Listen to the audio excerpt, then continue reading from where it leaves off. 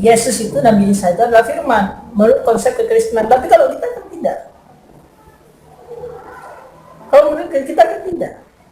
Nah, pertanyaannya ketika misalkan Pak Dr. Bambang Mursena mengatakan firman itu kalau di Kristen itu kan menjadi manusia. Lah kalau nuzulul Quran itu kan turunnya firman Allah menjadi kitab. Firman kalau dalam Islam menjadi kitab, tidak. Mushaf ini adalah sebenarnya adalah suatu usaha manusia di dalam usaha-usaha melestarikan bacaan Quran ini, tulisan Al-Qur'annya ini yang bisa kita baca ini. Tapi Al-Qur'an yang hakiki itu adalah bukan kitabnya ini, bukan mushafnya ini. Al-Qur'an yang hakiki itu adalah esensi daripada semua itu.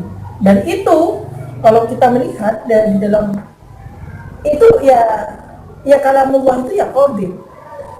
Tapi kalau mushafnya ini tidak. Nah, jadi kalau di dalam konsep kekristenan itu kan Yohanes 1 pasal 1 itu kan begini. Pada mulanya adalah firman. Dan firman itu bersama-sama dengan Allah. Dan firman itu adalah Allah. Pada mulanya adalah firman. Dalam versi bahasa Arab disebut fil bad'i kanal kalimah. Dan firman itu bersama Allah. Wal kalimatu indallah. Wal kalimatu Allah. Dan firman itu adalah Allah. Itu Yohanes 1 pasal 1. Lalu kemudian permasalahannya adalah ketika kita membaca ayat-ayat Yohanes sebelumnya, setelahnya saya melihat itu kalau tidak salah ya, dicek langsung di pasal 14 atau pasal 15. Dan firman itu sudah menjadi manusia. Ya. Manusia, firman itu telah menjadi manusia hidup bersama kita. Itu kalau dalam Yohanes pasal 14 dikatakan begitu. Nah, yang dimaksud manusia ini di dalam tafsir di dalam tafsir Alkitab itu adalah Yesus. Jadi Yesus itu adalah firman Allah. Nah, karena Yesus itu adalah firman, maka itu hakikatnya adalah Tuhan. Itu konsep di dalam Kristenan.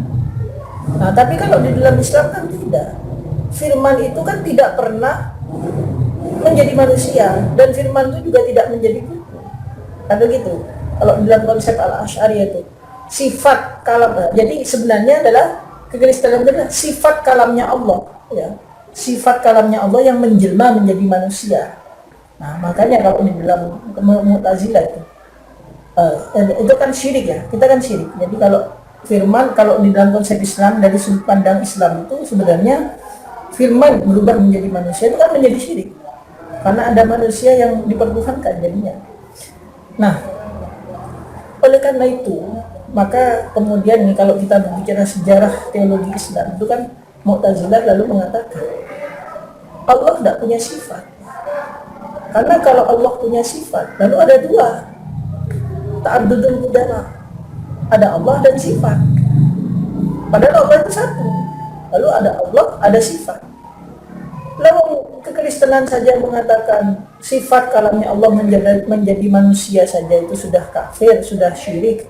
Apalagi kita punya Allah punya 20 sifat. Betapa tidak syiriknya. Maka setiap sifat-sifat yang sifatnya yang sifatnya melekat kepada Allah itu bukan sifat, tapi zatnya. Ya, Allahu sami'un hiyadatu, Allahu basirun hiyadatu. Itu begitu. Jadi yang Allah mendengar dengan zatnya, bukan dengan sifatnya. Itu menurut Mu'tazilah. Kenapa? Karena logikanya adalah ya, kalau misalkan Kristen saja mengatakan sifat kalamnya Allah itu menjelma jadi manusia yang disebut Yesus itu adalah syirik, apalagi kita punya sifat 20. Kalau gitu kan sebenarnya. Nah, kan tetapi kalau menurut Al-Asy'ari kan tidak begitu. Al-Asy'ari tidak begitu. Nah, Allah itu dat dan sifatnya. Karena tidak mungkin ada dat tanpa sifat. Seperti kapur, warnanya putih. Apakah kita bisa membedakan, memisah antara zat kapurnya itu dengan warnanya, dengan sifat warnanya yang putih itu? Tidak, dia satu. Ya.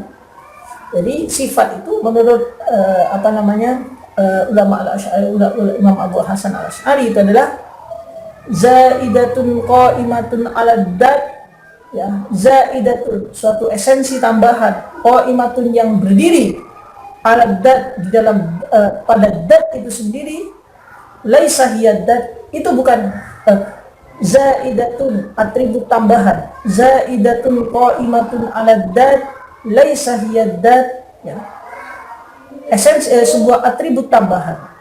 Sifat itu adalah Allah itu dat dan sifat. Nah, sifatnya itu adalah zaidatun, atribusi tambahan, qaimatun ala dat, yang melekat pada dat itu. Laisa hiya dat, dia bukan dat.